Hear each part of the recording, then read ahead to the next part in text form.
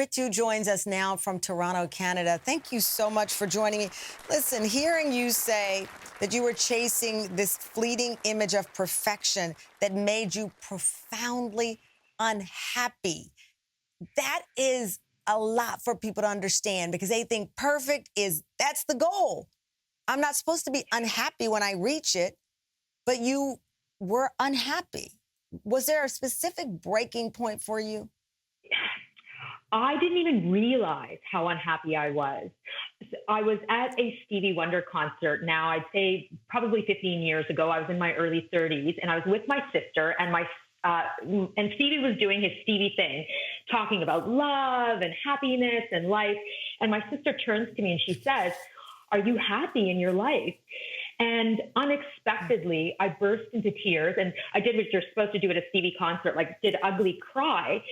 And my answer was, no, I'm not happy. And, you know, that moment, in addition to a few other things in my life at the time, spurred this self-reflection process, which ultimately led me to a place where I realized that I was constantly carrying tension in my body. It's kind of like what Natiana mentioned, feeling stress or carrying that tension. I could never relax. And physically, I carried the stress, but more importantly, in my mind, I constantly had this looping around, you should be perfect, you should do more, this is not enough. And I didn't even realize that this mask of perfection was causing me to feel profoundly unhappy.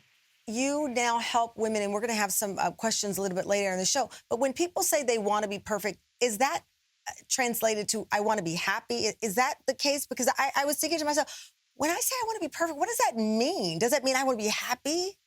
I think that a lot of us internalize the mistaken belief that in order to be happy, but more importantly, to be liked and to be loved, we need to be perfect. That's certainly what happened with me. And I can tell you based on my work that this is usually what happens. It's the fear of, you're not going to like me, you're not going to love me, you're going to take your affection away, that causes us to feel like we have to put this mask on, this mask of perfection, or this curated mask of how ideal our life is. And this happens across social media. Like, I'm very active, for example, on Instagram as well. And Natiana's comments really resonated with me.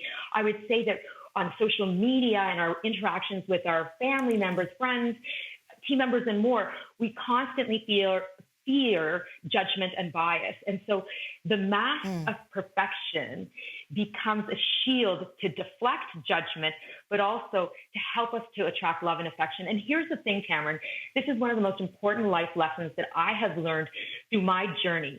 I held the mistaken belief that if I put up a mask of perfection, I will be liked and loved more. I now realize actually, when I sit in the lap of authenticity, when I show you how I am not organized in my life, my drawers do not look like those drawers. Like, kudos to you and Natiana, those are not my drawers. That my life is oftentimes a mess, from my drawers to my schedule to. It's actually in those moments of revealing my flaws, my insecurities, and more that people like me and love me more. It's not perfection that causes us to be drawn to people. My son's drawers look like that. Mine do not. So it's the quest to have his room perfect. But we're going to talk much more about it because what Ritu has talked about, it resonates, but even she confesses to relapsing after a recent family crisis. It made her, this recovering perfectionist, fall back into the cycle. That's next.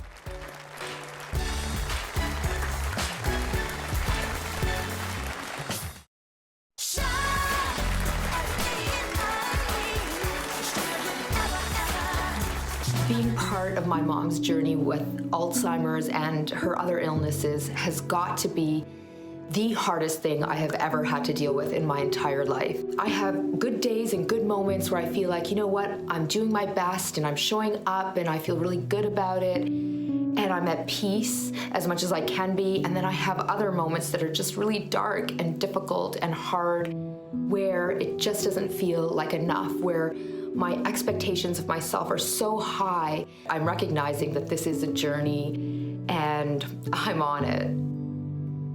Wow. We're back with the author of The Authenticity Principle and self-proclaimed recovering perfectionist, Ritu Bhasin. Ritu, thank you for sharing that story with about your mother. I I could look at those images all day because you see the love and the care, Mhm. and you are caring for your mom who was diagnosed with Alzheimer's, and you've been caring for her. And you say that you fell into some old patterns of perfectionism. Explain to me what happened there. In a word, I think fear. I think the fear of losing my mom, the fear of her being in pain, the fear of this really difficult journey has led me to a place where I have been constantly battling the perfectionism narratives that I used to hold in my mind and feeling like if I show up as the perfect daughter by doing more and being there physically and reading a lot and more, that I'll be able to take her pain away to make the situation better. And in fact, if you think about it, it's like my tendency to want to be perfect is really about control, which ties back to fear. It's all rooted in fear. Yeah, that's a tough one because obviously in that situation, you want to be the perfect daughter. You want to know as much about how to care for her properly, but it comes, as you said, at a cost. In your book, The Authenticity Principle, you wrote, your choices either move you closer to or further from your true self, and that you have to always practice authenticity with every choice you make every day, including uh, a very difficult choice as you are dealing with every day with caring for your amazing mom.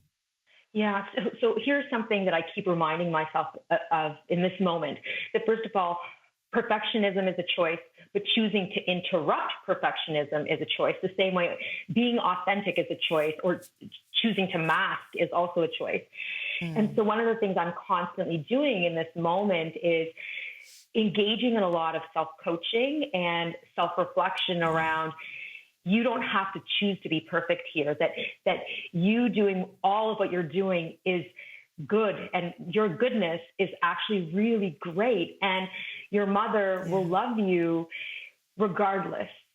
And so that choice around letting go of perfectionism is the piece that I'm continuing to anchor to, because it's the very same process that helped me to be in a place where I released from perfectionism as it relates to my work and my drawers and other areas of my life. The same tools that we use to release from perfectionism in other areas we can use in areas where we're re-triggered, and that's what I'm doing right now.